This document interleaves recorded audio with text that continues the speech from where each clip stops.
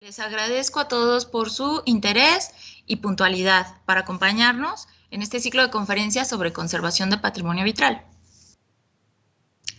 En esta ocasión tengo el gusto de presentar la tercera sesión y me gustaría hacer énfasis en que la conservación de vitrales es un tema que para México es muy importante y que desde la Coordinación Nacional de Conservación de Patrimonio Cultural del Instituto Nacional de Antropología e Historia estamos buscando darle un impulso para formar un cuadro de especialistas. Para este ciclo hemos tenido la oportunidad de conocer e invitar a otros especialistas en la conservación de vitrales que generosamente han estado compartiéndonos su conocimiento en este importante ámbito a lo largo de 3 semanas, para que podamos conocer diferentes enfoques en la conservación de vitrales y acercar a los especialistas mexicanos a las problemáticas de conservación del patrimonio vitral desde la visión internacional y desde la experiencia de especialistas con una larga trayectoria en la conservación, restauración y formación de profesionales en el tema.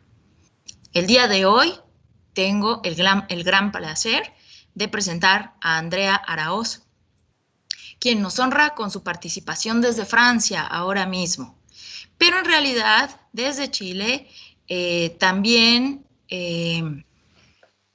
nos acompaña, dado que ella en realidad es de Chile. Ella nos presentará la conferencia hacia la profesionalización de la conservación de vitrales en América Latina. Inventariar, estudiar, conservar y difundir. Ahora les presento a Andrea Araoz. Ella es investigadora con casi 30 años de experiencia en la disciplina del vitral. Ha participado en la intervención de numerosas obras de vitrales patrimoniales en Chile. Es licenciada en Artes de la Universidad Finisterre, licenciada en Historia del Arte y Arqueología, y máster en Historia del Arte en la Universidad Panthéon-Sorbonne y candidata a doctor en el programa Religiones y Sistemas de Pensamiento en l'École Pratique de... Es que no sé pronunciarlo. Hautes Études, París, Francia. Entre sus numerosas distinciones ha sido becaria de Daniel Arce en 2019 y 2020. Y en 2018, el Consejo de Monumentos Nacionales le encomendó la tarea de elaborar, junto a Diego Rodríguez Mata, el protocolo de registro, intervención y mantenimiento de vitrales patrimoniales en Chile. Actualmente es parte del equipo directivo de la Fundación Centro Latinoamericano del Vitral, investigadora asociada en Laboratorio Espacio Transparente. Asimismo, es la artífice detrás de un grupo interdisciplinario internacional para el estudio y conservación de vitrales. Andrea, gracias por acompañarnos. El foro es todo tuyo. Adelante. Ana, muchas gracias por tu presentación tan detallada y tan cariñosa. A mí me gustaría recalcar que en el fondo todo lo que tú dijiste tiene que ver con el trabajo de un equipo. Yo no trabajo sola. Espacio Transparente está detrás mío y ahora el Centro Latinoamericano del Vitral desde 2017 y ahora tenemos el placer de trabajar un poco más juntas con nuestra nueva propuesta GIVAL, de la que vamos a hablar un poco más adelante. Ya que todos han esperado bastante para que podamos empezar, voy a ir directo al grano. Voy a comenzar por explicarles un poco de qué se trata lo que yo propuse como tema o como título para mi intervención. Es una intervención que va a ser bastante general, porque lo que me propuse fue hacer como una especie de topografía de cuál es la situación que tenemos como desafíos en Latinoamérica para la preservación de los vitrales. Entonces les voy a hablar un poco de experiencias que hemos tenido, voy a nombrar muy rápidamente algunos casos, voy a hablar de cosas generales que espero podamos tener la oportunidad en otros foros y en otros encuentros de desarrollar más en profundidad. Entonces, bueno, lo que a mí me parece que es fundamental para la presentación o para la preservación de vitrales es estos 4 puntos que planteé, que tienen que ver con inventariar, saber qué corpus tenemos, con estudiar ese corpus en las distintas dimensiones que tiene el vitral, que tienen que ver con la historia, con sus aspectos artísticos, con la iconografía que representan y con sus aspectos técnicos. Cómo conservar este patrimonio y lo que para mí es más importante es cómo difundirlo, porque me parece que no tiene ningún sentido hacer conservación si las comunidades, el público, no tiene acceso a él. Entonces, voy a partir contándoles un poco cómo se introdujo el vitral en Chile, que es como de lo que yo sé más. Yo me había propuesto cuando empecé mi memoria de Máster 1 en París 1, acá en París, hacer una investigación sobre cómo se habían introducido los vitrales en América Latina. Rápidamente me di cuenta que era un tema inmenso y que en realidad en el plazo de 2 años jamás iba a poder hacer eso. Y creo que en el plazo de lo que me queda de vida tampoco voy a poder hacer. Y por eso siempre trato de motivar a los investigadores, a los jóvenes investigadores a que se interesen en estos temas porque hay mucho, mucho que investigar. Entonces, bueno, el caso chileno, que se asemeja en ciertos puntos a los otros casos que hay en América Latina, tiene que ver con un fenómeno de transferencia cultural y los vitrales llegaron por 2 vías. Por un lado, fueron importados desde Europa a partir más o menos de 1870 a Chile. En América Latina vemos que hay otras fechas, que hay en México y en Brasil es un poco más temprano. Y también hay una producción local que se despierta muy temprano. En Chile, según los catálogos de las actividades industriales que hay en archivo, se sabe que el primer vitralista habría sido un belga que se llamaba Émile de Troyes. Aparece en los registros como uno de los primeros que tuvo actividad con vitral y lo llamaban algo así como mosaicos de vidrio. En esa época todavía no se le llamaba vitral, porque en Chile era una especialidad totalmente nueva. Entonces lo que vemos en pantalla son algunos avisos que tienen que ver con distintas formas en que el vitral llegaba a la clientela, por decirlo de alguna manera. En el primer aviso tenemos el taller de Charles Champignol, que tenía un representante en Chile, que era Ernest Courtois de Bonencontre, que era como que hacía las veces de agente, que era a la vez un artista o un pintor, que tenía contacto con los arquitectos chilenos. En el segundo aviso está la Sociedad de Vidrios y Cerámica, que no era otra que Maldini y Schlack, que también tienen en Chile una cierta tradición. Ellos hicieron los vitrales de la Biblioteca Nacional. Y bueno, son vidrieras, lo que se fabricó en Chile, hay muy pocos casos de vitrales pintados, lo vamos a ver un poco más adelante cuando veamos la tipografía. Y en el tercer aviso vemos a Cristales del Orto, que bueno, aquí hay que descubrirlo entre medio, donde dice oferta especial. Está Cristales del Orto, que tuvo taller de vitrales hasta bien avanzado el siglo XX y que hoy día sigue existiendo como una gran vidriería se dedican a los vidrios ya de industrial y como de innovación. Es como se dedican a otra cosa hoy día. Entonces, bueno, esas son las vías por las que llegó el vitral, aparte de las importaciones que llegaban directamente de Europa. Y ahí me va a detener un poco, que llegaban ya sea porque las congregaciones católicas encargaban los vitrales a los talleres, porque la diócesis de Santiago hacía de intermediario, porque las comunidades protestantes, por ejemplo, también, a pesar de la intolerancia religiosa, lograron construir sus templos y esos templos estaban vidriados, ya vamos a ver un poco más adelante, con un corpus de vitrales británicos muy interesante y de gran calidad, quizás el más de más calidad que hay en Chile.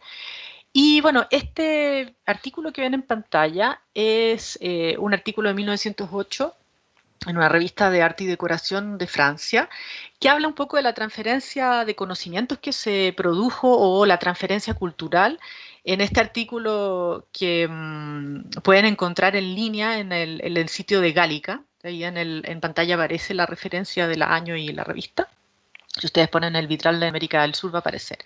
Y se habla un poco de los tres países que eran como las potencias en ese momento del vitral, que eran Argentina, Chile y Brasil. Y esto porque estos países tenían como los medios económicos, desarrollaron una economía que les permitió construir esta arquitectura que dejaba atrás un poco la arquitectura colonial y quería hacer de las ciudades, de las principales ciudades de Latinoamérica, ciudades que tenían un carácter europeo, como dejando atrás el pasado español.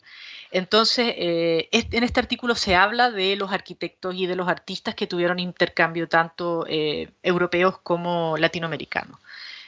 Entonces, dentro de las tipologías de vitrales que hay en Chile, que a mí me ha parecido como interesante tratar de dividirlos como en familias, porque si queremos trabajar el inventario, hay que dividir en tipos de. Este tipo de descripción no quiere decir que vamos a quedarnos que está cristalizada, que vamos a quedarnos en esto y que no puede evolucionar. Es una clasificación que nosotros hemos propuesto con Diego, está propuesta en el inventario, perdón, en el protocolo, que más adelante vamos a darles el link para que lo puedan revisar, el protocolo de Consejo de Monumentos Nacionales de Chile. Entonces aquí propusimos una tipografía que los divide principalmente en vitrales religiosos y civiles y a la vez los divide técnicamente, porque bueno, hay vitrales religiosos que son mucho más complejos, que están construidos, por ejemplo, es un vitral emplumado, está en la capilla San Peter en Viña del Mar, es un vitral que pertenece al Corpus Protestante, es una capilla anglicana. Está mal referenciado en la imagen, el taller es Powell and Son, tenemos los dibujos preparatorios originales y este vitral es de 1910, el artista era de apellido Eichmann y fue encargado para esta capilla. Las técnicas con que fue construido es, como les decía, el vitral tradicional, que tiene grisalla, esmalte, amarillo de plata. Yo me imagino que dentro de la exposición de mis colegas va a haber un poco un paréntesis técnico, como para que puedan entender mejor esos conceptos. Después hay otra tipología que es la Dalle de Verre, que en Chile tenemos un ejemplo que es bastante interesante y como un privilegio, es una obra del artista Gabriel Loire, un artista francés que trabajó mucho en esta técnica. Gabriel Loire tiene herederos que siguieron desarrollando este taller. Les Ateliers Loire es un taller que sigue existiendo, que sigue teniendo un prestigio, que sigue construyendo vitrales en todo el mundo y con quienes además tenemos la suerte de tener un convenio de trabajo. Y bueno, esta obra es muy importante porque fue la primera que Gabriel Loire hizo fuera de Francia. Dentro de esta presentación no puedo alargarme mucho en hablar de este tema, pero Daniela o Ana les van a entregar a través del chat unos links de descarga de 4 catálogos que nosotros hicimos y uno de ellos es sobre esta obra. Entonces ahí pueden descubrirla, quién es Gabriel Loire y de qué se trata mucho más esta obra. Entonces, bueno, lo interesante, para decirlo como en resumen, respecto a esta obra es que está construida con esta técnica de Dalle de Verre, que básicamente es cemento armado con bloques de vidrio. Es más o menos una superficie de 450 metros cuadrados, que es una superficie bastante importante para una obra en vitral, y desarrolla un ciclo iconográfico sobre la Virgen María. Pertenece a la orden de los asuncionistas y es la segunda basílica más grande que se ha hecho después de la iglesia de Lourdes en Francia respecto a la aparición de la Virgen de Lourdes. Después hay otra tipología que ya nosotros, como en este protocolo que yo les explicaba, no le llamamos vitral, sino que le llamamos vidriera, como los españoles le llaman al vitral genéricamente. Le llamamos vidriera, distinguimos vitral de vidriera apoyándonos en las clasificaciones de Nicole Blondel en su diccionario del vitral. que en el fondo en francés existe el vitral y la vitrerie, que es como el vitral cuenta una historia o representa un relato, y la vidriera o la vitrerie eh, rodea el vitral y lo decora. Es un patrón como sistemático, no necesariamente tiene un relato. Entonces puede tener pintura, pero no el relato. Entonces, bueno, esta es una obra que está en el Palacio Histórica. Me voy atrás para que lo vean. Es una obra que está en el norte de Chile, en el norte grande. La investigación que hicimos ahí nos permitió conocer como la historia de cómo esos vitrales podrían haber llegado. No tenemos una hipótesis concluyente todavía, pero creemos que esos vitrales fueron construidos en Chile. Hay otro edificio en Iquique, que es el Casino Español, que tiene también vitrales, y creemos que podría haber sido Cristales del Horto o Estéfano del Horto en la época quienes podrían haber construido este vitral. Y eso es bien interesante, porque en el fondo en Latinoamérica había una red de industriales italianos que intercambiaban muchísimo en términos de técnica, de conocimiento. Los hijos de estos italianos viajaban por Latinoamérica y viajaban también por Italia. Hay un caso que es bien interesante de Domenico Crispieri, por ejemplo, que se trasladó desde Valparaíso, desde Italia primero, y desde Valparaíso hasta Bolivia, y en Bolivia fundó un taller, y luego los Crispieris volvieron al norte de Chile y están en Arica y en Iquique. Entonces, bueno, esa investigación de qué pasa con los industriales italianos y sus redes es una investigación muy interesante de hacer. En ese sentido, en México, Martín Checartazu y Olimpia Nello han avanzado bastante en esos temas, sobre todo en el tema de los intercambios, de las transferencias culturales sobre el neogótico. Entonces, bueno, sigo adelante.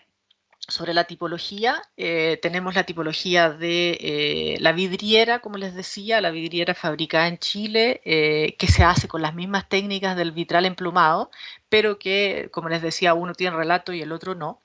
Esta es un vitral decorativo, vitral porque sí tiene relato, de una artista que a mí me gustaría detenerme unos minutos para hablar de ella, que es Flor Orrego, quien ha desarrollado un trabajo muy silencioso, muy a pulso, con materiales que ella recoge como si recogiera piedra. Es un trabajo muy sensible, y fue alumna de María Marner, que era muralista, pero muy amiga de Pablo Neruda. Es conocida por las cosas que hizo en las casas de Pablo Neruda. Ella se interesó en el vitral y formó a Flor. Flor es como en el fondo heredera en parte de la tradición de María Marner, con sus propios valores y talentos, por supuesto. Entonces, bueno, ella es una artista de Valparaíso. No tenemos tiempo de conversar más de ella, pero les quería mostrar esa obra, como también para ilustrar el vitral en cobre. Y voy a volver un poquito atrás para hablarles algo muy corto sobre la técnica. El cobre, bueno, en muchos países se le llama Tiffany, porque Tiffany lo trabajó mucho, pero básicamente es vidrio que se rodea con una cinta de cobre y se estaña. Nosotros le llamamos en el fondo la técnica del vitral estañado, para llamarlo de una manera más genérica y no con el apellido de Tiffany. Esto es una Dalle de Verre, de nuevo, de Gabriel Loire. No está en Chile porque no tenía ningún caso de Dalle de Verre civil para Chile. Entonces, como les quería mostrar igual un ejemplo, quise ilustrarlo con una obra de Gabriel Loire. Esto es un museo en Japón. Y lo interesante para América Latina de este museo es que se hizo con un sistema sísmico. Los paneles se instalaron sobre teflón, entonces si tiembla se mueve. Hay unos ingenieros ahí que hicieron un proyecto muy elaborado para llegar antes de montar la estructura. Es una torre, me parece que de unos 10 metros. Y este es un caso bien interesante en Santiago, de uno de los pocos vitrales, como les decía, civil, de técnica de vitral tradicional, con pintura, fabricado en Chile. Hay muchas hipótesis sobre quién podría haberlo hecho, pero todavía no tenemos claro quién es el autor ni tampoco quién dibujó. Estos vitrales están en la Intendencia de Santiago. Este es un vitral de la empresa Mayer, de quienes vamos a tener oportunidad de hablar un poco más. También civil, que está en el Palacio de Justicia en la ciudad de Santiago. Me parecía interesante como mostrarles la tipología. No es tan sencillo de comprender. Si revisan el protocolo, lo van a poder revisar con más detalle y siempre pueden preguntarnos. Están los mails para que nos consulten lo que necesiten. Y porque la idea es compartir, intercambiar. Por eso esta instancia latinoamericana. Entonces, bueno, vamos a entrar como más en materia sobre los propósitos de mi título, que tenían que ver en primer lugar con inventariar. ¿Por qué vamos a inventariar y qué vamos a inventariar? Ustedes en esta imagen ven lo que se llama un calle de comando. En esta imagen, el cuaderno de encargo es de un taller francés bastante prestigioso, el taller Laurent, que durante el siglo XIX importó vitrales a todo el mundo. Entonces, estos vitrales, como se puede ver en la imagen, llegaron a Valparaíso. No tenemos idea a qué iglesia. Entonces, lo interesante de inventariar es que pudiéramos conocer el corpus que tenemos y también el corpus que ha desaparecido. Como en Chile hay terremotos, sabemos que hay muchas obras que ya no existen. Entonces, vamos a poder desarrollarlo un poco más adelante. Por eso es importante el inventario y la documentación. Entonces, bueno, el trabajo de inventariar necesita un tipo de metodología. Yo lo dije en una conferencia hace unos meses. Helder Viana ha hecho un trabajo súper interesante en Brasil sobre metodología con respecto a los inventarios en particular. No lo tengo en el dato bibliográfico, pero si me escriben también se los puedo mandar. Es un documento que es accesible. Entonces, ¿cómo inventariar? ¿Qué es lo que dice lo básico? Y para eso, bueno, mundialmente como los capos de los inventarios de vitrales es el Corpus Vitriarum Mediaevi, de quienes vamos a hablar un poco más adelante, pero es una institución que se ha dedicado desde 1952, más o menos después de la guerra, a proteger los vitrales en Europa. En una primera instancia los vitrales medievales y desde hace algunos años se han interesado en los vitrales del siglo XIX, que son importantes para el corpus mundial porque en el siglo XIX se redescubrieron las técnicas después de que el vitral había desaparecido un poco, tanto en las técnicas como en el uso. Entonces, este corpus del siglo XIX es sumamente interesante como para el renacimiento del vitral. En Europa desapareció después, el corpus de vitrales del XIX fue menguado porque pasó de moda, porque parecía menos importante que los vitrales del siglo XII o del Renacimiento. Pasó mucho tiempo antes de que fuera valorado. Entonces, de pronto en América Latina conservamos a lo mejor más vitrales del siglo XIX que en Europa misma. Eso está por verse y por eso el inventario es muy importante. Entonces, ¿por qué estudiar? ¿Por qué estudiar los vitrales? Si vamos a conservar, lo primero que tenemos que hacer es estudiar, porque en el fondo, ¿cómo vamos a conservar algo que no conocemos? Aquí me gustaría hacer un pequeño paréntesis sobre como la motivación de origen de nuestra fundación en el Centro Latinoamericano del Vitral, el maestro Adolfo Winternitz, que para nosotros es como una especie de estrella y una estrella latinoamericana, a pesar de que el maestro Adolfo Winternitz era austriaco.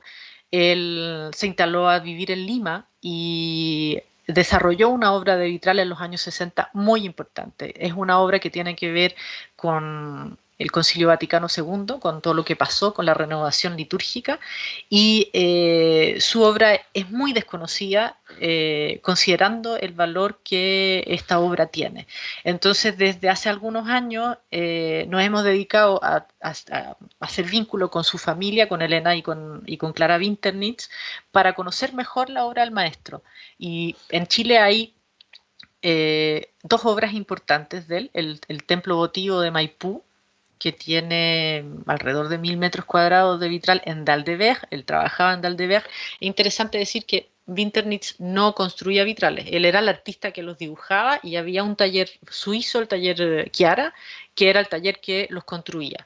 Entonces, la otra obra que hay en Chile es la capilla del Colegio Verbo Divino.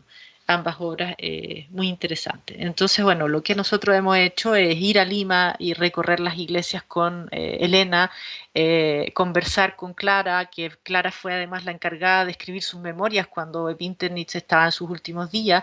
Entonces, bueno, en esta tarea de estudiar las obras y de estudiar los artistas, se puede comprender mucho mejor la pieza cuando uno la va a restaurar. En el caso de Winternitz es esencial entender que él es un colorista y que si uno va a cambiar una pieza de vidrio, por ejemplo, no podría respetar el criterio de la diferenciación.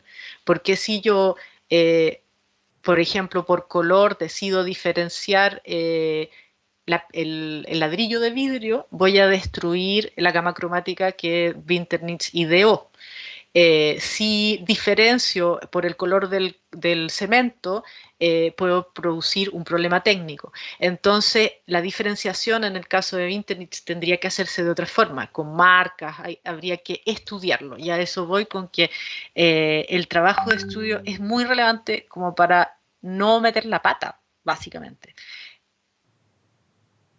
Entonces, bueno, mi siguiente segmento es como conservar. Una vez que ya hemos estudiado la obra, y no dejamos de estudiar la obra porque estuvimos como en el diagnóstico, porque la analizamos, porque supimos quién era el artista, no dejamos de estudiar la obra. En la etapa de conservar también estudiamos la obra y en la etapa de mantener seguimos estudiando la obra y si tenemos la suerte que los estudiantes en máster o en doctorado se interesen, seguimos desarrollando el estudio de la obra. Mientras más importante sea la obra, más importante es profundizar en los estudios. Entonces, bueno, en América Latina yo creo que tenemos un trabajo muy grande que hacer porque no tenemos escuelas especializadas en las escuelas de historia o en las universidades, en las facultades de historia del arte.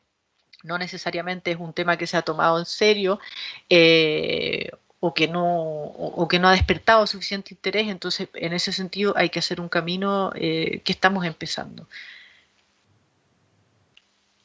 Entonces, bueno, ¿cómo podemos encaminarnos hacia la profesionalización de la conservación de vitrales en América Latina?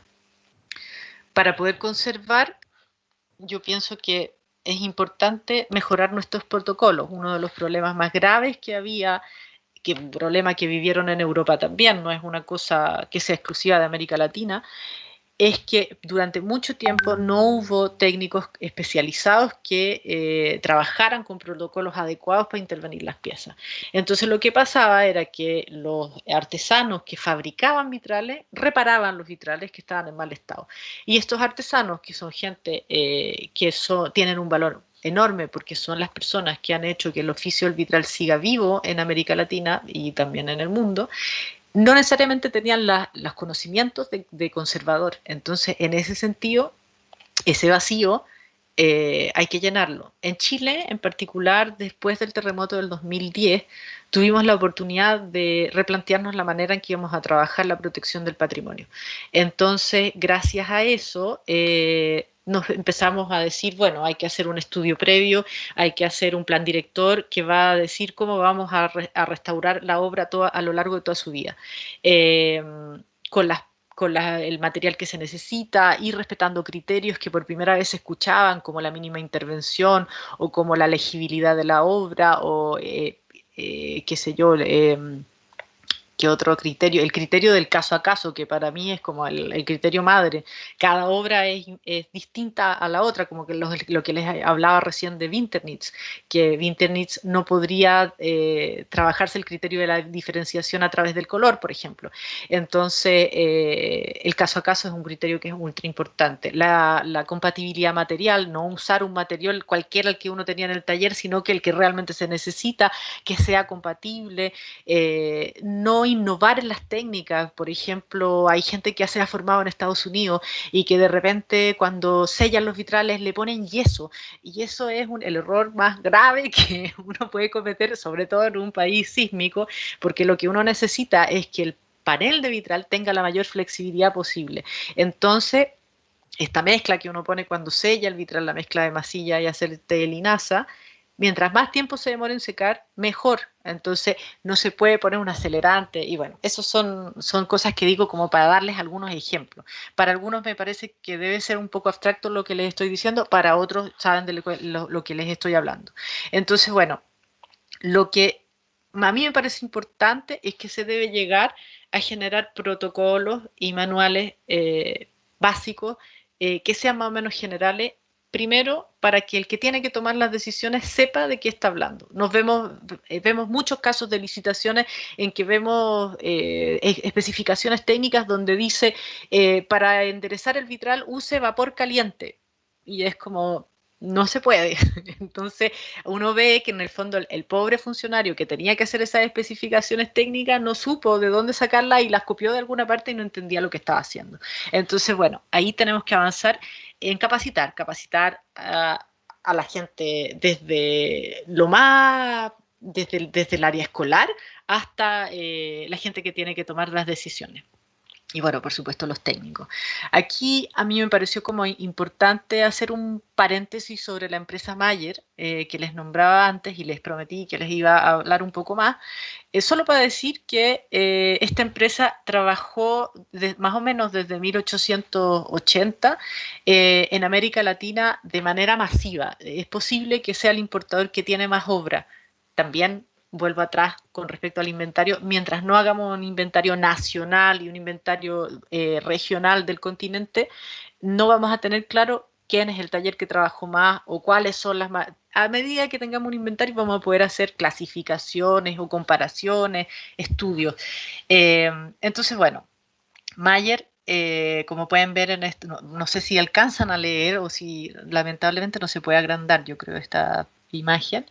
Pero yo les cuento un poco lo que dice. Habla un poco de las listas de países donde ellos trabajaron. Vemos un grueso de obras en Argentina, en Brasil, en Chile, en Paraguay, en Uruguay. Y así, en Venezuela, yo sé también de obras en El Salvador. Es una empresa que trabajó, tenía una oficina en Nueva York y bueno, desarrollaron hasta hoy día, han hecho una obra muy importante en América Latina. Lo que a mí me gustaría también destacar de esta casa fundada más o menos en 1848, que todavía existe, que es gerenciada por la quinta generación de los Mayer, por Michael Mayer, eh, es la apertura que ellos tuvieron para América Latina de sus archivos. Cómo han abierto los conocimientos, la posibilidad de ampliar nuestros conocimientos a Chile y a México para conocer más sobre la obra que ellos han realizado en nuestro continente. Entonces, bueno, algunos ejemplos como para que vean un poco el trabajo que uno puede hacer en archivo.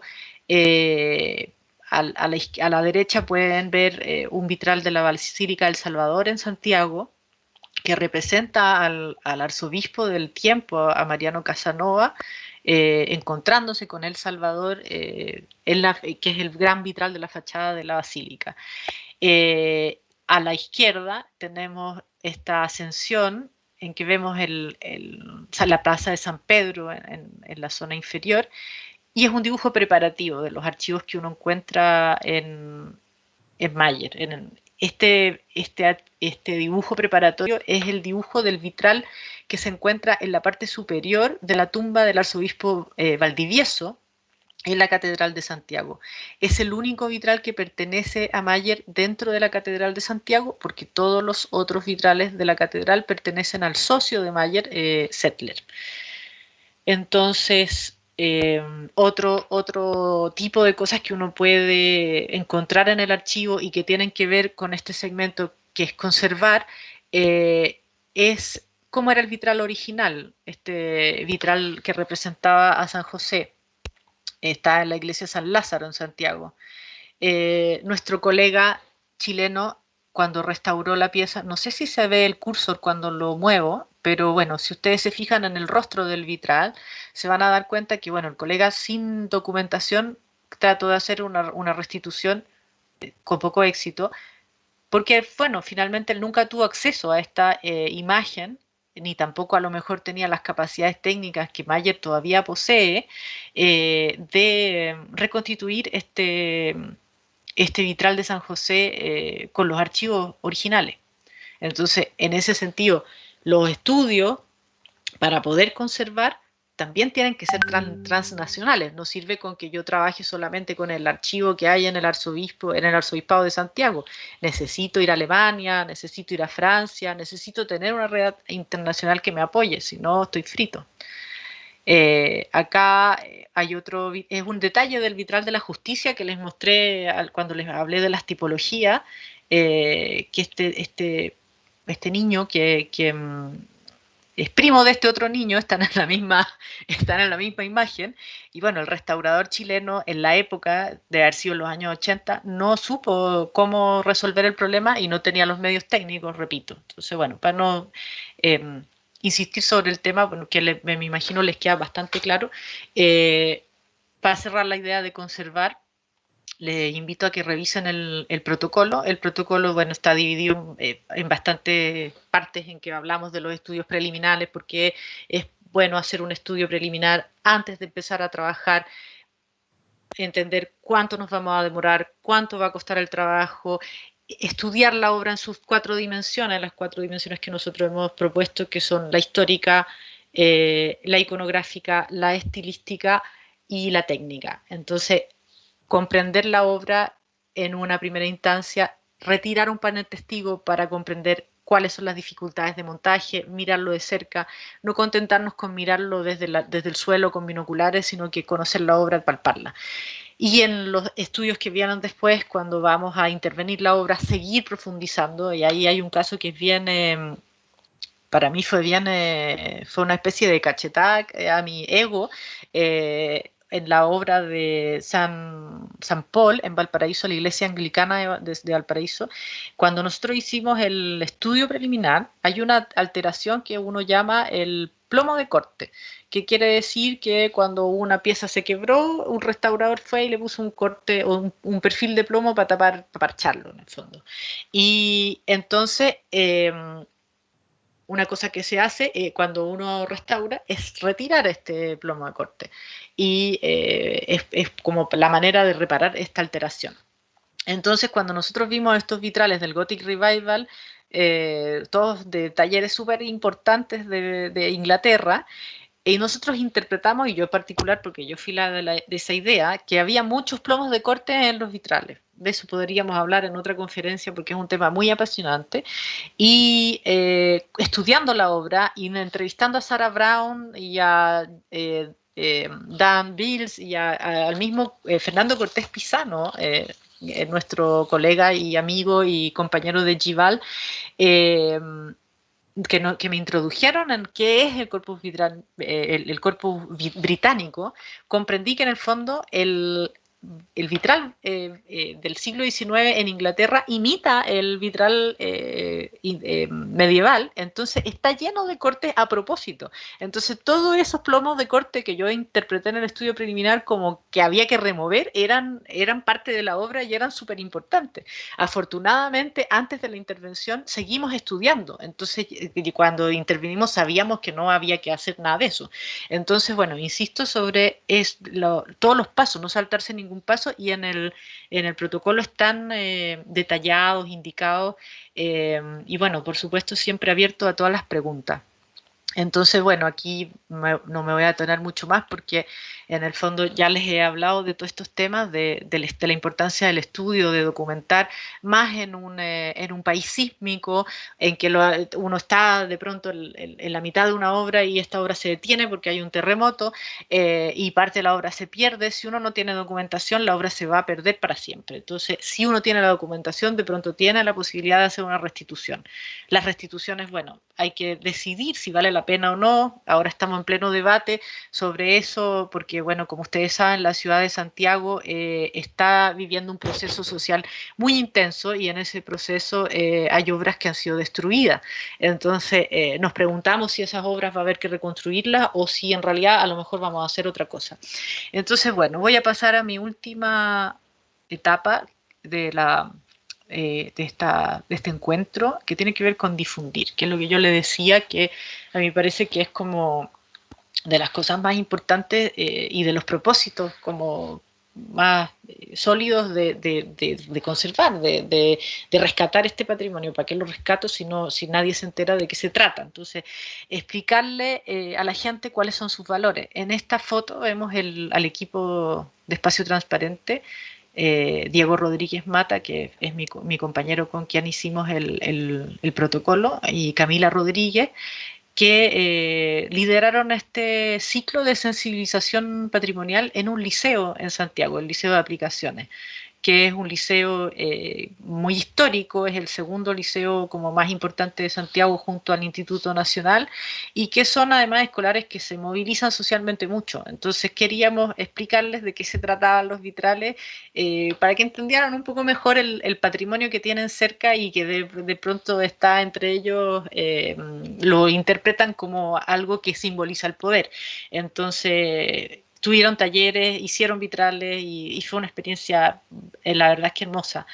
Y dentro de la difusión, lo que nosotros querríamos es que si se hace, por ejemplo, un inventario, este inventario estuviera en línea, fuera accesible, tuviera los parámetros que se necesitan, de qué se trata la obra, el año, el artista, la técnica, el estado de conservación, un par de líneas, como para que la gente pueda ir accediendo a material documental que le ayuda a poder avanzar, sobre todo si tiene más interés.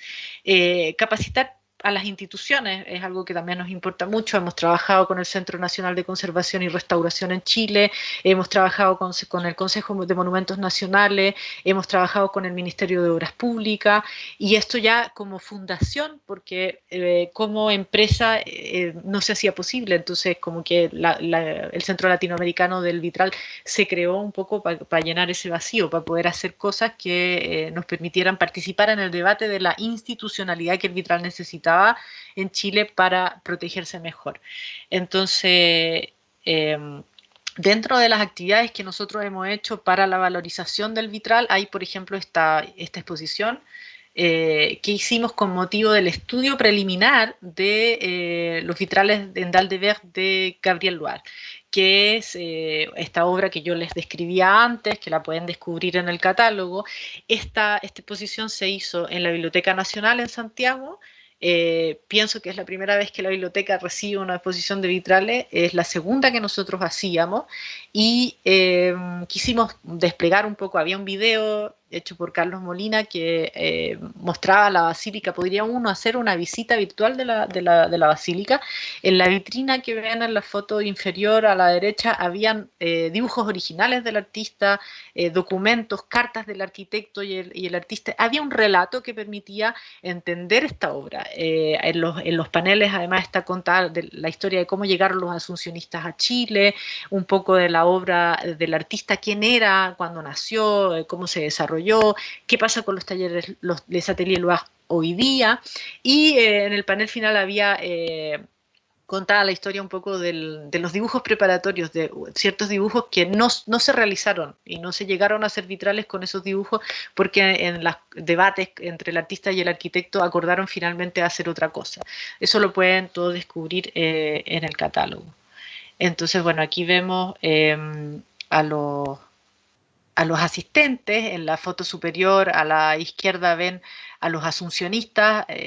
Los tres hombres que están al principio, o sea, más adelante, son sacerdotes que venían a esta exposición a la Biblioteca Nacional. Está el director abajo de la biblioteca, y en la foto inferior a la derecha está Michel Prime, que es parte de la fundación Centro Latinoamericano del Vitral, y en el extremo derecho está Bruno Loire, que es nieto de Gabriel Loire, que vino a Chile para revisar la obra. Este estudio preliminar lo hicimos en conjunto, Espacio Transparente, con Les Ateliers Loire, para poder hacer un estudio panel por panel de cuál era el estado estructural de la obra, de los vidrios, y ellos, igual que el taller Mayer, tienen una documentación muy bien organizada que nos permite reconstruir fielmente lo que había. Y entonces ahí en ese caso siempre vale la pena reconstruir, porque uno tiene acceso casi al artista original.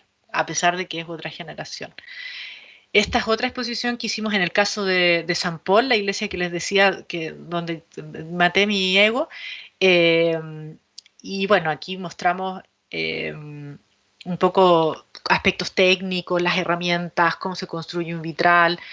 Habían videos que mostraban el proceso de restauración.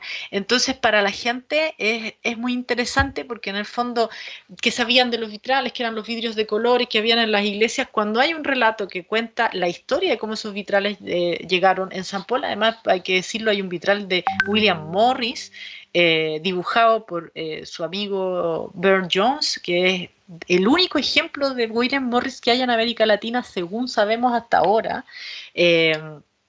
Era súper importante poder contarle a la gente eso, porque los británicos, la comunidad que lleva esta iglesia, conocen el valor, aunque no conocían tan en detalle lo que pasaba con los vitrales, pero la gente común y corriente, la que va a los conciertos de música que se hacen en esta iglesia, que también tiene un catálogo que pueden descubrir en los links que Ana les va a pasar, no tenían necesariamente idea de qué se trata esto. Es una obra además que es de la iglesia protestante, entonces no tiene que ver con las mismas motivaciones que la iglesia católica. Es un caso muy apasionante y poder hacer una exposición sobre esto en Santiago, además, sobre una obra que está en Valparaíso, para nosotros fue muy reconfortante. Fue la primera que hicimos y esta se hizo en el marco de la segunda campaña de restauración de 4 vitrales de esa iglesia. Entonces, bueno, paso a los desafíos como para terminar mi exposición, porque ya estoy más que en la hora, y les voy a hablar de esta nueva instancia, de esta nueva oportunidad que tenemos, que es el Grupo Internacional para el Estudio y Conservación de los Vitrales en América Latina, que tuvo su sesión inaugural, está mal escrito ahí, pero quise decir inaugural, el 9 de agosto de este año. Y les voy a mostrar las caras de los 12 apóstoles del vitral en América Latina. Está representado Brasil, está representada Alemania, Argentina, España, Inglaterra, México, Chile, Italia y Francia. Entonces, bueno, nuestro propósito es tratar de generar, como les decía yo, por un lado, estudiar mis banderas, estudiar, inventariar, conservar y difundir y hacer un intercambio entre nosotros que no necesariamente somos amigos o nos conocíamos de antes, pero tenemos como esta pasión común y la idea es poder ir generando debates en que podamos hacer participar a otros colegas de Latinoamérica para que en el fondo podamos llevar un carro en el que podamos avanzar todos. Y bueno, cada uno tiene sus especialidades, cada uno tiene muchas cosas que decir. Entonces,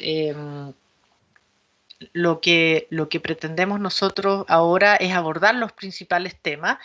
Yo elegí muy pocos como para poder mostrarles un poco de qué se trata, no me voy a alargar en los más o menos 12 temas que tenemos claro que hay que ir abordando para empezar a trabajar. Y bueno, uno de los que es más importante con respecto al vitral latinoamericano, yo creo que es el problema sísmico. Y por eso la participación de Italia en Gival es muy interesante y muy importante. Van a tener oportunidad de escuchar a Laura Rivaroli, me parece que mañana. Y bueno, es como, ¿qué es lo que hacemos con los terremotos? Cuando no hay documentación, tenemos que documentar más. Es súper importante que hagamos los inventarios antes de que las obras sean destruidas por los mismos sismos. Si son destruidas completamente, ¿vale la pena reconstruirlas? Hay un montón de preguntas que nos tenemos que hacer sobre el tema sísmico. ¿Cómo proteger las obras? Y en ese sentido, voy a adelantar a la otra diapositiva, está el tema de las protecciones isotérmicas, por ejemplo, que es un plan piloto que pusimos en marcha gracias a la colaboración con la Casa Mayer. Trabajamos con Walter Uckmore, que ustedes tuvieron oportunidad de escuchar hace unos días, y desarrollamos este programa de innovación para proteger los vitrales de la intemperie. La protección isotérmica básicamente retira el vitral de la ventana, lo pone en una estructura que son como unos bracitos hacia el interior del edificio y se llama isotérmica porque básicamente va a estar expuesta a la misma temperatura en el interior y en el exterior. Entonces, eso lo protege del biodeterioro, lo protege hasta cierta medida del vandalismo o de los piedrazos, si lo queremos decir de otra forma. Y entonces, bueno, una pregunta que nos planteamos es ¿qué pasa? ¿Son compatibles las protecciones isotérmicas con los terremotos? ¿Qué va a pasar si viene un terremoto grado 8? ¿Va a resistir la protección isotérmica? Porque, bueno, ustedes se fijan, el vitral está instalado sobre unos pernos. Entonces, da una serie de ventajas y lo pueden descubrir en el protocolo. Hay un cuadro en que se habla de las ventajas que esto tiene, sobre todo a nivel de conservación. Se ensucia mucho menos, entonces es necesario limpiarlo mucho menos. Mientras uno menos lo toque, mejor va a conservarse. Pero también necesita, dentro de la mantención o del mantenimiento, que haya muchas más visitas para ver cómo está comportándose, sobre todo por lo que les decía, el problema sísmico. Entonces, hasta ahora hemos instalado, con espacio transparente y la Casa Mayer, hemos instalado 8 protecciones isotérmicas que han resistido sismos de más de 6 en escala Richter. Pero y hemos corrido a ver qué ha pasado después de los sismos para ver si no han habido desastres y por el momento todo ha ido bien. Hemos hecho cálculos estructurales, hemos encargado que se haga el cálculo estructural del muro para ver si va a resistir mecánicamente la instalación de la estructura de la protección isotérmica antes de instalar los vitrales. Y por el momento nos ha ido bien. No hemos sometido la protección isotérmica a mesas sísmicas, que es algo que a lo mejor a través de GVAL vamos a poder hacer, que es algo que es importante antes de poder poner protecciones isotérmicas por todas partes. Sería bueno poder conocer mejor las debilidades que tiene, porque obviamente no todo es fortaleza. Entonces, bueno, frente al tema de hacer estudios y de crear programas de conservación, que uno es muy detallado en decir, voy a hacer este procedimiento, el vitral va a ser restaurado de esta manera, va a ser instalado de esta otra, voy a hacer un plan de difusión X. ¿Quién me fiscaliza? Porque en Chile el programa de conservación tiene que ser autorizado por el Consejo de Monumentos Nacionales si la obra es monumento histórico. Pero una vez que yo tengo mi visación de este documento, nadie fiscaliza si yo hice lo que dije que iba a hacer. Entonces ahí hay un vacío. Con respecto a los profesionales que trabajan en los vitrales protegidos, con respecto a estos profesionales, ¿quiénes son? ¿Quiénes pueden tocar el patrimonio histórico, los vitrales de interés histórico, los vitrales patrimoniales? ¿No sería a lo mejor necesario crear una especie de registro nacional de conservadores y restauradores de vitral? ¿Cómo se crearía ese registro? Hay que capacitar a la gente, hay que capacitar a la gente nueva, hay que recapacitar a la gente que ya tiene una experiencia para que pueda aplicar los protocolos que a nosotros nos parecen o que a la autoridad le parece que son los correctos. Entonces, bueno, hay que avanzar en ese sentido para que podamos llegar a una profesionalización del vitral en América Latina.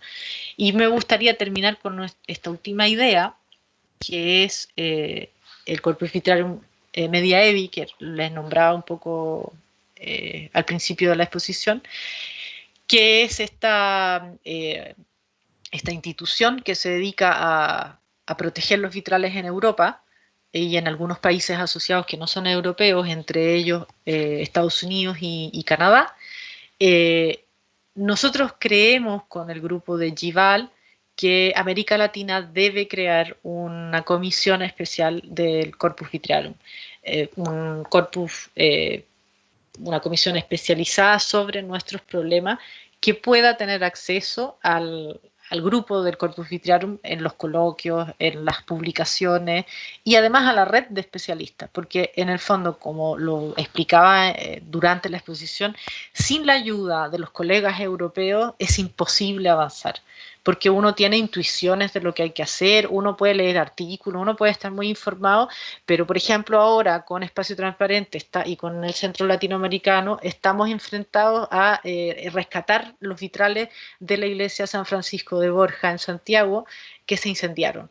Y hay un montón de cosas con respecto al protocolo de desmontaje que nos preguntamos, y en este momento nuestros amigos de Europa nos están respondiendo las preguntas. Quiero terminar con esto y les quiero dar mucho las gracias por escucharme y por estar en línea, y estoy preparada para sus preguntas. Muchas gracias. Andrea, muchas gracias. Yo ahora tengo una frase que es que te imagines una ola de aplausos y de agradecimientos, que bueno, algo que se ha perdido pues en estas transmisiones. Es pues un poco desolador hablarle al computador. Exacto, o sea, perdemos esta retroalimentación, al menos auditiva, con el público, por supuesto también visual, pero creo que hablo por todos al expresarte un gran agradecimiento, y además decirte que a ti te ha tocado el clímax. A ti te ha tocado el clímax no solo, digamos, en la organización del evento, sino en tu información. Te ha tocado la parte focal de la conservación del patrimonio vitral. Y en la forma en la que nos has platicado, en donde nos has expuesto, primero la importancia de tener una tipología. Es importantísimo saber a qué nos estamos enfrentando. Después nos has hablado de inventariar y documentar. Y bueno, nos has mostrado estos ejemplos de estos niños primos, que además le has dado este toque especial a tu ponencia, que también nos hace ver cómo las decisiones, cómo el no estudiar, cómo el confiarse en esta habilidad plástica, pues aunque se haga con muy buena voluntad, puede traernos ejemplos de este tipo, que sí se puede prestar a una pequeña chispa de humor, pero que en la realidad tiene un impacto importantísimo, ¿no? Muy serio. Sí. Entonces, bueno, sin quitarte mucho tiempo y mucho espacio a nuestros amigos que nos ven para sus preguntas, pues simplemente rapidísimo, esta metodología que yo supongo que tú, justo en estos enlaces que nos compartirás, seguramente vendrá ahí la participación de Helder, que le mandamos un saludo, que seguramente aquí nos estará acompañando, porque así lo ha hecho en las dos anteriores. Este trabajo de estudio en el que das un gran énfasis, ¿no? O sea, realmente debemos de conocer el patrimonio vitral al que nos estamos enfrentando. Por supuesto, mejorar los protocolos, capacitar. ¿Qué punto tan más importante? Justo este ciclo, aunque solo se ha tratado de 5 pláticas, aunque lo hemos desarrollado solo en 3 semanas, es importantísimo porque es el inicio, es una invitación a que los especialistas en México y por supuesto todos aquellos que nos acompañan de otros países, pues iniciemos este interés por especializarnos. Y bueno, también yo quiero hacer un gran reconocimiento por este avance tecnológico que implica la protección isotérmica. Creo que puede ayudarnos en muchos países, sobre todo aquí en México, pues a proteger este patrimonio vitral tan importante. Y por supuesto, difundir para justo conocer este tipo de patrimonio y todo lo que implica su conservación. Y al final también... Perdona que te interrumpa. No, adelante. Y difundir también algo que yo no dije en la exposición, es algo muy importante, porque en la difusión tú generas la apropiación. Y si tú generas apropiación, es la propia comunidad quien va a proteger el vitral. Así es, buscamos aliados. Y eso los buscamos en Chile, los buscamos en México, los buscamos en todo el mundo. Y bueno, también al final tocas una parte importantísima que tiene que ver con quién nos fiscaliza, quién nos supervisa, quién nos puede ayudar, porque yo creo que aquí el asunto es identificar que la toma de decisiones sobre el patrimonio cultural tiene que ser colegiada. justo en este ejemplo que tú nos decías, ¿no? Al tú trabajar igual con nuestro colega querido Fernando, pues se dieron cuenta de un rasgo particular de un bien. Entonces, en ese sentido, igual tampoco es pensar que estamos fiscalizados, sino que tenemos un fuerte apoyo para tomar decisiones en conservación y qué mejor que sea una instancia especializada en el tema. En fin. Además que si tú piensas, si se genera esa fiscalización y tú eres la persona que me fiscaliza, nosotros empezamos a tener una relación, una relación de trabajo profesional, que no necesariamente implica que vamos a coludirnos o que vamos a ser unas corruptas, sino que vamos a avanzar en generar conocimiento para ti y para mí. Cuando tú me fiscalices, tú me vas a decir, pero ¿qué pasa con esto? Y yo te voy a responder y a lo mejor mis respuestas no te van a satisfacer y entonces vamos a poder avanzar. Así es, efectivamente. No se puede avanzar si no hay discusión. Si todos estamos de acuerdo en todo, no. Quién sabe qué nos quede, ¿no? Mira, sin más, vamos a pasar a los comentarios y las preguntas del público que nos acompaña. Y mira, Miriam Palacios dice, buen día, y pregunta, ¿en Chile existe alguna academia, institución que imparta talleres o diplomados o seminarios de restauración? Gracias. No existe una academia, pero nosotros como laboratorio y en conjunto con la fundación tenemos dos programas. Uno que es de formación de extensión, en que viene gente que participa y paga por eso, y hay otro programa que se llama el Laboratorio Escuela, donde estudiantes o egresados de carreras que tienen que ver con la conservación, pero que no necesariamente tienen la especialidad del vitral, entran como aprendices en nuestras obras. Reciben la capacitación de los talleres de extensión y además reciben la capacitación de trabajar en la obra. Muchas gracias, Andrea. Y bueno, mira, el arquitecto Federico Cerda nos hace un comentario y dice, espero que el INAH en verdad haga un inventario y un registro de vitralistas interesados en conservar este patrimonio y dejen de lado intereses económicos y políticos. Arquitecto Cerda, muchas gracias por su comentario. Y fíjese que yo podría comentar que el INAH está a punto de cumplir 82 años. Eso habla, pues, de que ha pasado por varios gobiernos y, sin embargo, en la actualidad, este ciclo es muestra de este interés que tenemos por el patrimonio vitral. No solo el ciclo, sino nuestros invitados como hoy, Andrea Araoz, quien además de compartirnos sus conocimientos, nos comparte su pasión por la conservación de vitrales y vidrieras, y lo que estamos tratando de hacer es llegar a varios especialistas de distintas profesiones, justo para darle esta atención que necesita México, y no solo México.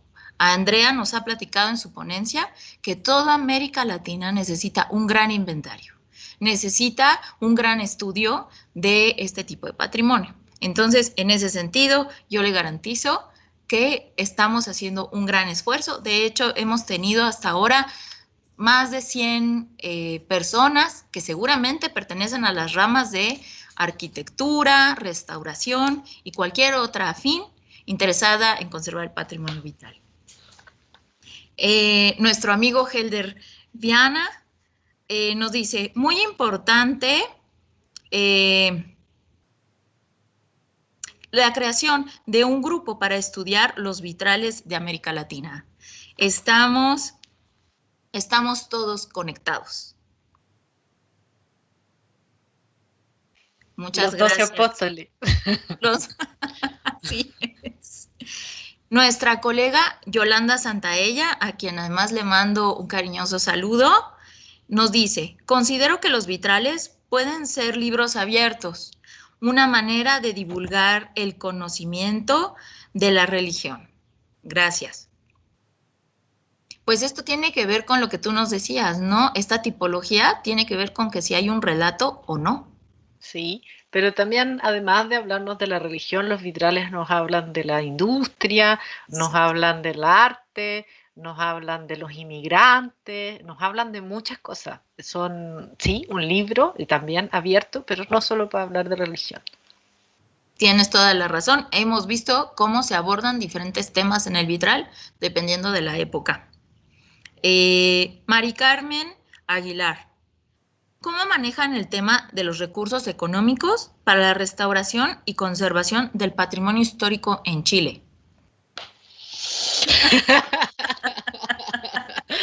Complejo, es súper complejo. El problema del financiamiento es muy, bueno, de hecho nosotros hemos hecho un esfuerzo personal.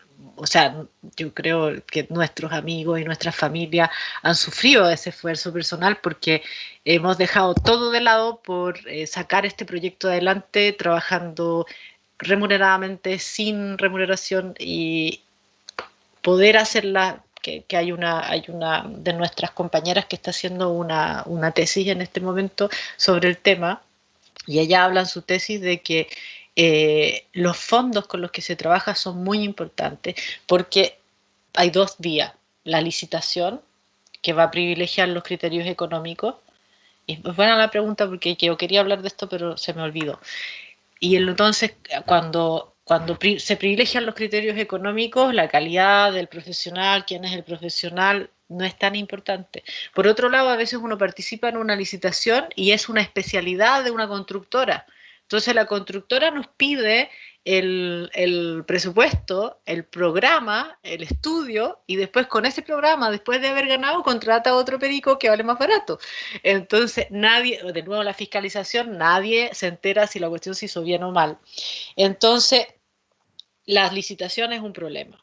En Europa, los talleres que tienen mejores experiencias son financiados por la lotería. Los talleres, por ejemplo, que están asociados a catedrales como la Catedral de Colonia, la Catedral de York, la Catedral de Lincoln, la catedral donde trabaja Fernando en Canterbury. Entonces ahí uno tiene la libertad de decirse, bueno, me voy a pasar 10 años estudiando la iconografía. En Chile esto es como, parece como una utopía, pero con los fondos públicos y algunas leyes, fondos de leyes de descuento de impuestos, cosas que ocurren en todo el mundo, a veces uno puede optar a financiamientos que son más completos y en que uno puede hacer innovación como el programa de las protecciones isotérmicas, que igual es importante aclarar que es una técnica o un sistema que se utiliza en Europa desde hace mucho tiempo y que en el fondo es Mayer que nos permitió introducirla en Chile. No es que nosotros la inventáramos, pero es una innovación con respecto a Chile. Entonces, bueno, con respecto al financiamiento es muy difícil y hay que estar todo el tiempo con la pintura de guerra puesta para poder ver cómo uno soluciona el problema. Yo pienso que a la larga lo que habría que hacer es como soñar, si soñamos, es crear fondos especiales para esto, que sean financiados por con X recursos. Y por otro lado,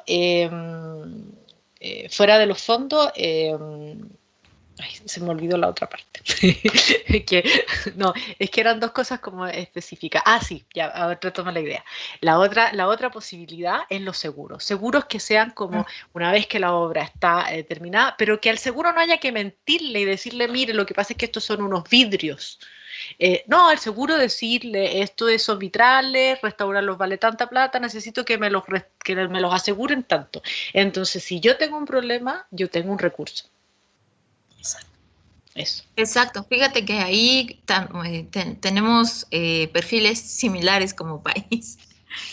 Tienes razón, los seguros es importante expresar. O sea, más bien hacer énfasis en la importancia de un vitral. O sea, no es cualquier vidrio, Sí, ¿no? sí.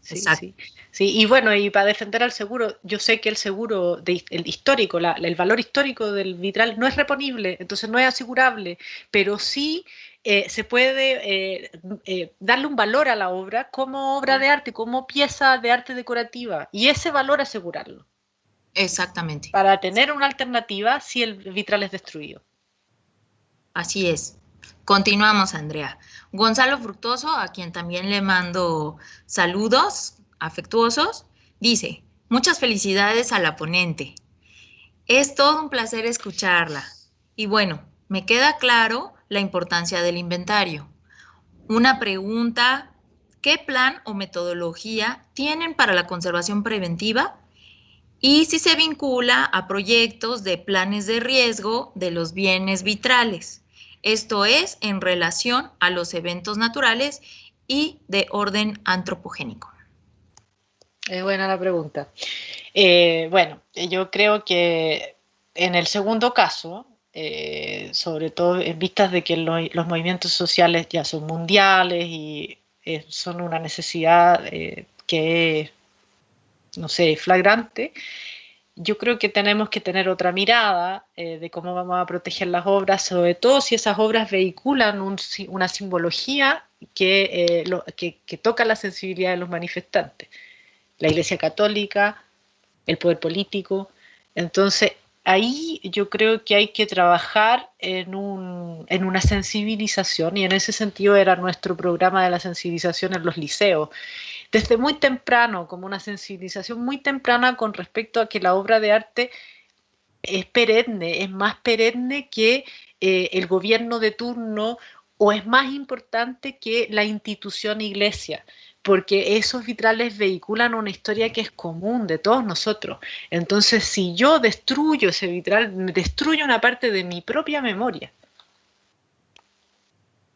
Ese es el trabajo que hay que hacer con respecto a los ataques que podrían vivir los vitrales. Con respecto a los terremotos, la precaución que se puede tomar es la documentación, siempre fotografiar, inventariar, es la manera en que vamos a poder proteger, conocer qué es lo que teníamos, y en el caso de que venga el temblor,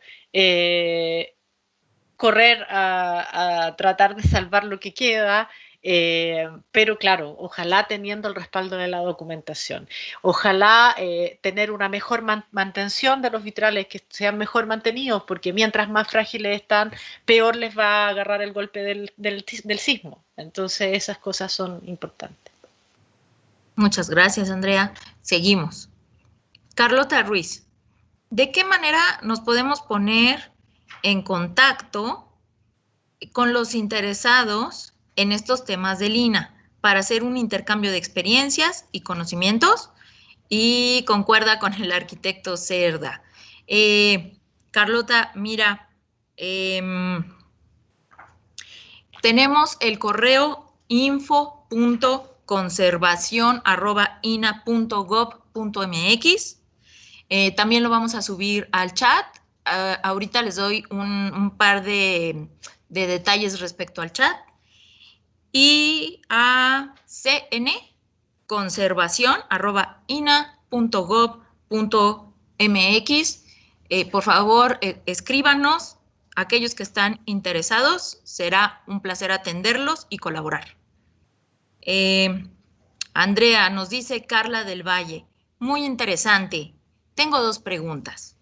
Bajo estos 4 ejes que se proponen en tu presentación, Andrea, ¿sabes si existe ya un proyecto bajo esta lógica en América Latina encaminado para la profesionalización del vitral? ¿Te digo la que sigue o...? No, dime la que sigue. Y considerando tu estancia en Francia, bueno, Carla es muy formal y ella te habla de usted, pero yo ya lo estoy pasando a mi confianza. ¿Tienes identificado que algunos de los 4, que alguno de los 4 ejes sea más carente que otro en América Latina? Esto para poder identificar nuestras debilidades en nuestro contexto. Gracias por compartir tu conocimiento. No, gracias por la pregunta. Yo creo, bueno, la iniciativa es la nuestra, de Gival, pero hay otras iniciativas que están teniendo curso, como la asociación de Fernando Arcove, que si bien es una asociación que está dedicada a los problemas españoles, hay latinoamericanos que están involucrados y que están llevando a cabo también sus propios carros.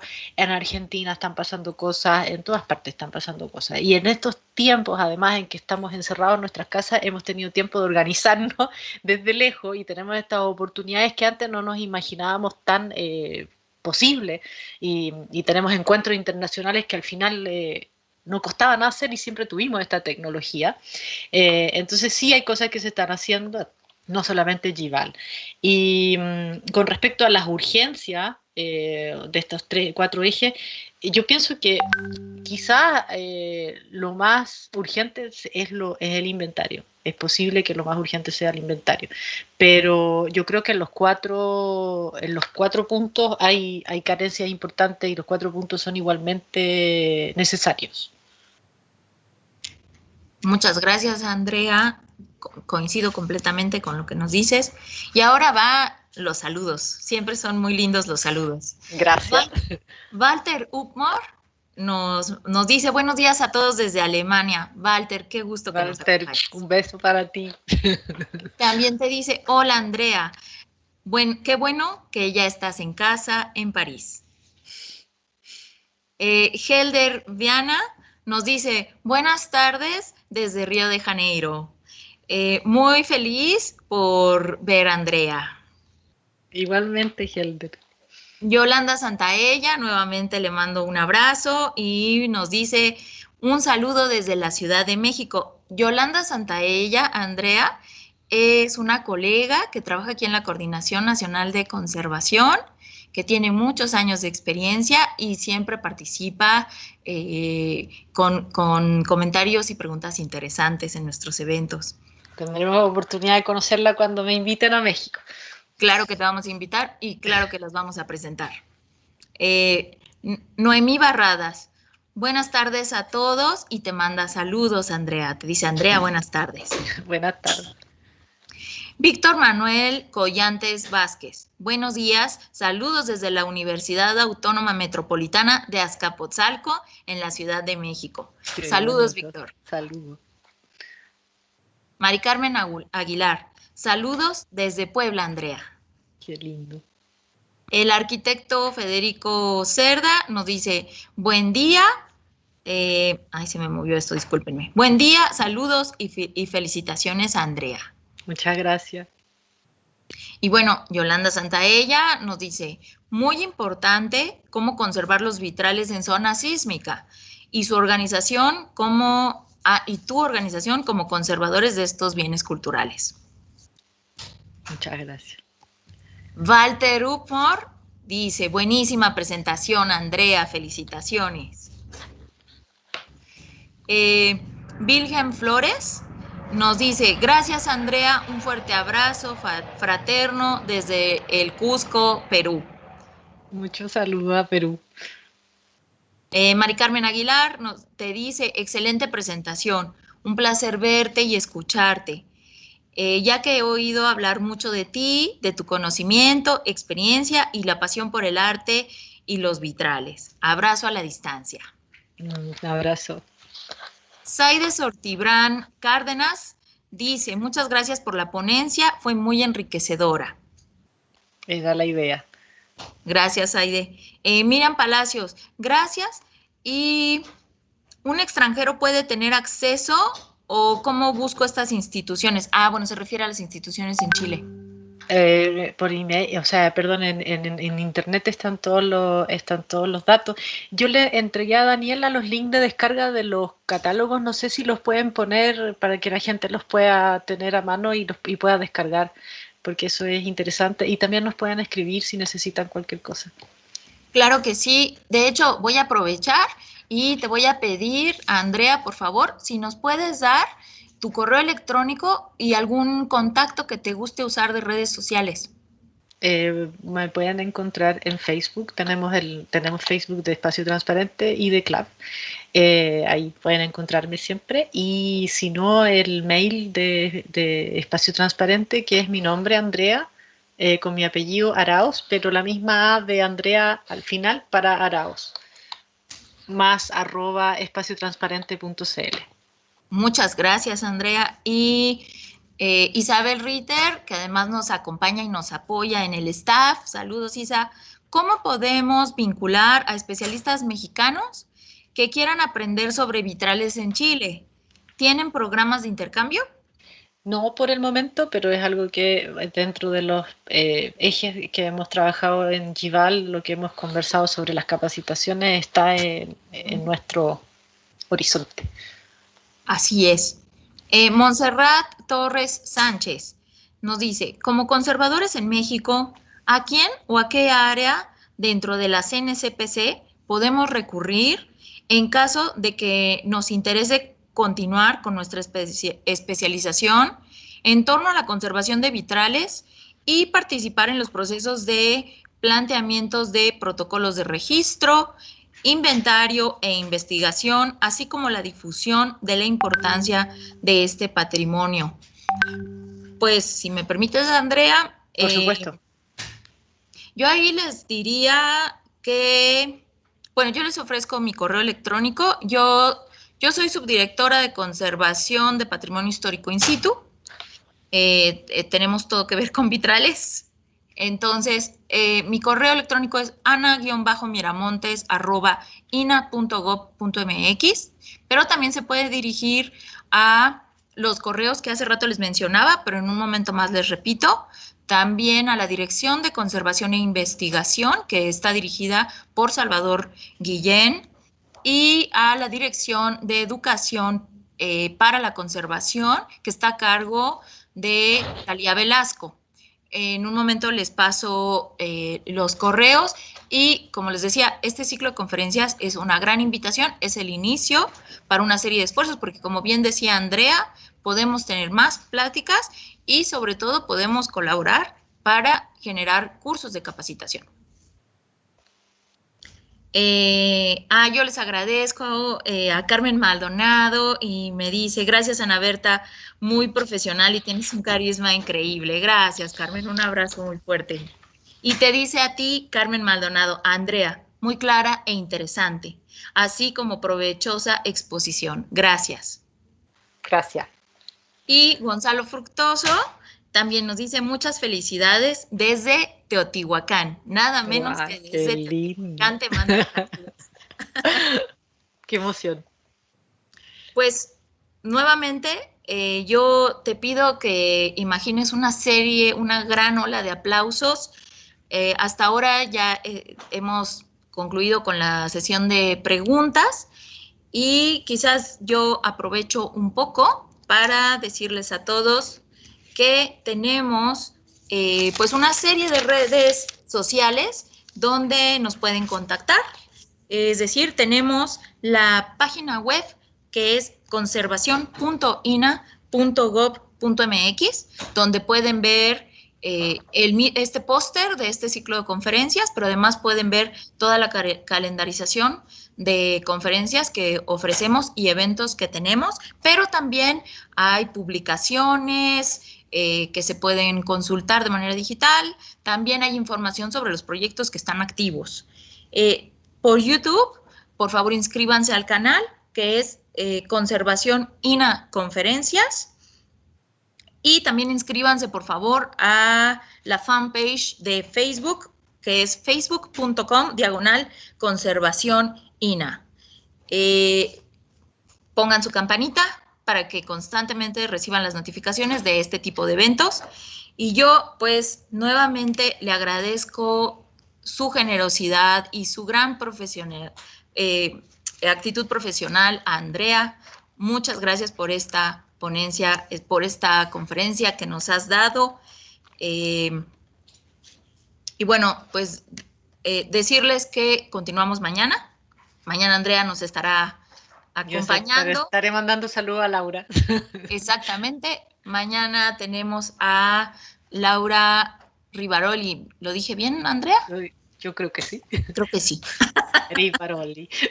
Rivaroli, exactamente. Mañana tendremos a Laura. Pues si Daniela Acevedo me recuerda si me está faltando algo. Bueno, pues como siempre agradecer a la Coordinación Nacional de Conservación de Patrimonio Cultural, especialmente a nuestra coordinadora Mari Carmen Castro, por supuesto a nuestros directores Salvador Guillén, a Talía Velasco y a todo el equipo que está detrás apoyándonos. Repito los correos: info.conservacion@ina.gov.mx y cnconservacion@ina.gov.mx. Y por último, se me estaba yendo algo muy importante. Los links que nos ha permitido Andrea, pedirles si ya los podemos subir, por favor, al chat. Yo no los veo, pero a lo mejor ya están. Me parece que aún no los tenemos. Y bueno, decirles que desde Facebook, ya están. Ya me avisan que ya están. Entonces, en el chat ustedes los pueden ver. En Facebook sí se pueden ver, pero en YouTube se bloquean. Entonces, si todos aquellos que nos siguen por YouTube, los invito a que también nos sigan por Facebook y que puedan tener acceso a estos links que amablemente Andrea nos ha proporcionado, pues para que tengamos cada vez mayor información sobre la conservación de vitrales. Pues muchas gracias a todos. De nuevo, gracias, Andrea. Muchas gracias por la invitación. A ti. Y pues nos vemos mañana sin falta. Igualmente nos vemos a las 11 y bueno, espero que podamos compartir este espacio para la conservación de vitrales y por supuesto todos los comentarios y preguntas. Muchas gracias a todos. Un abrazo. Andrea, chao. Mil gracias.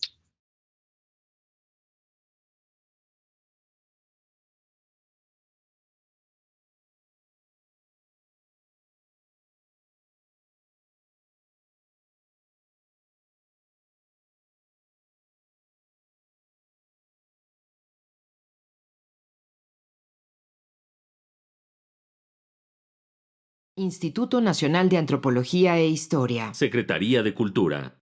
Gobierno de México.